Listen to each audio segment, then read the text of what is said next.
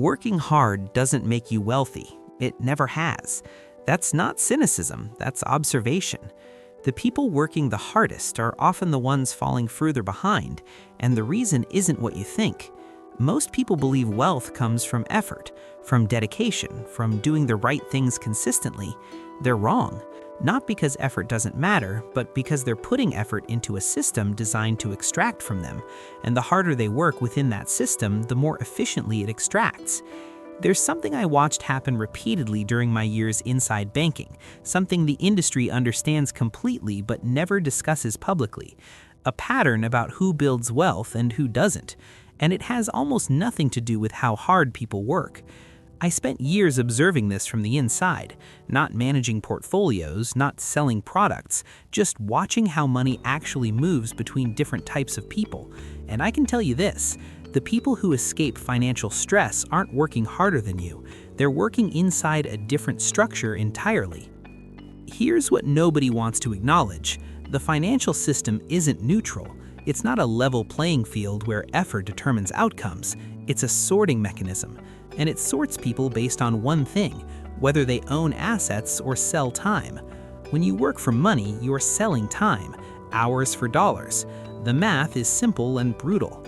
There are only so many hours you can sell, only so much you can charge per hour before the market replaces you with someone cheaper. Your income has a ceiling built into the structure itself. But here's what makes this truly insidious. The system is designed to keep you selling time, not through force, through convenience, through monthly payments that require monthly income, through subscriptions that auto-renew, through lifestyle expectations that match your income exactly, no matter how much that income grows. You get a raise, your rent goes up. You get promoted, your car payment increases. You make more money and somehow end up with the same amount left over at the end of each month. This isn't accident, this isn't bad luck, this is the system working exactly as designed. Picture two people, same salary, same starting point. One upgrades everything as income grows, nicer apartment, better car, latest phone. 5 years later, they feel successful but can't quit their job without panic. The other person kept the older car, stayed in the smaller place, looked poorer than their paycheck suggested. 5 years later, they own assets that pay them monthly. One feels rich and is trapped, the other looks poor and owns freedom. That's the split that determines everything. The people who escape this pattern do something that feels backwards at first. They stop trying to earn more money from their time. They start trying to buy assets with the money they already have. Even small amounts, even uncomfortable amounts. An asset is anything that generates money without requiring your time. The specific asset doesn't matter yet. What matters is that it pays you without asking for your time. Stocks that pay dividends do this. Real estate that generates rent does this. Businesses that operate without you do this. Bitcoin that appreciates while you sleep does this.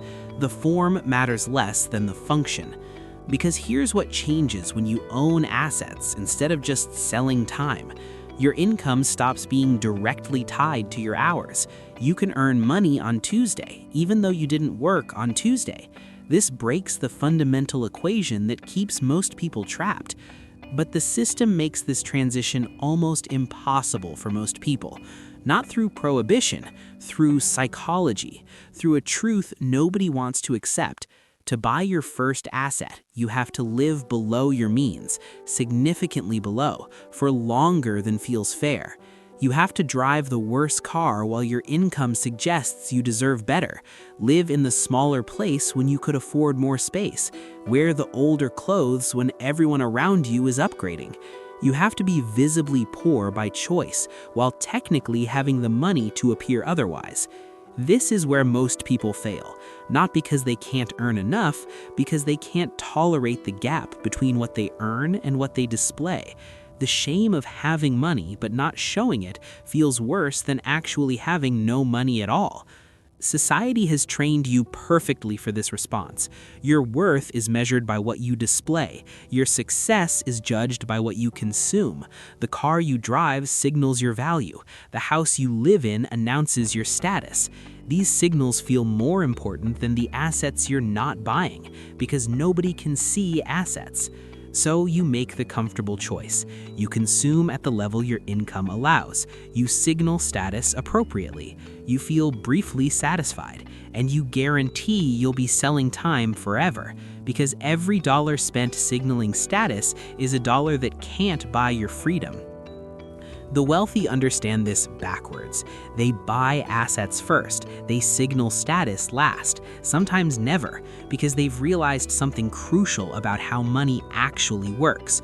Money displays your past, assets determine your future, and your future matters more than anyone's opinion of your present. This is why you see millionaires driving decade-old cars, not because they're cheap, because they're optimizing for assets over signals. They've decided that freedom matters more than appearance, that reality matters more than perception. This decision feels impossible until you make it, then it feels obvious. But here's what makes this even more difficult. The transition period is long, years, not months. You sacrifice the appearance of success now for the reality of freedom later. And during those years, nobody knows you're building anything. Your friends think you're struggling. Your family wonders why you're being so tight with money. You look poorer than people who earn less than you. The people who make it through this period share one characteristic. They've become more afraid of working forever than they are of looking poor temporarily. That fear reordering is what changes everything. And here's what nobody tells you about the other side. Once you own enough assets that they cover your basic expenses, the entire game changes. Not because you're suddenly rich, because you're suddenly free. Free to take risks you couldn't take before. Free to wait for opportunities instead of taking the first offer. Free to say no without fear. And now something subtle but important happens. Once you're free to say no, you stop being desperate. And when you're not desperate, people treat you differently. Employers negotiate, clients respect boundaries, opportunities wait instead of forcing urgency. The people still selling time think the wealthy are smarter, luckier, more disciplined. They're not.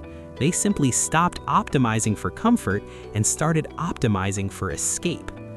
That's why this system keeps most people poor even when they work hard. Not because they're lazy, but because they were taught to chase income instead of ownership. The moment you understand this, the rules change. You stop asking how to earn more, you start asking what you can own. That single shift is the difference between working forever and eventually being free. If you want to understand money before it moves, not after, subscribe to Dropout Finance. Because the people who escape aren't the ones working hardest. They're the ones who understood the game early enough to play it differently.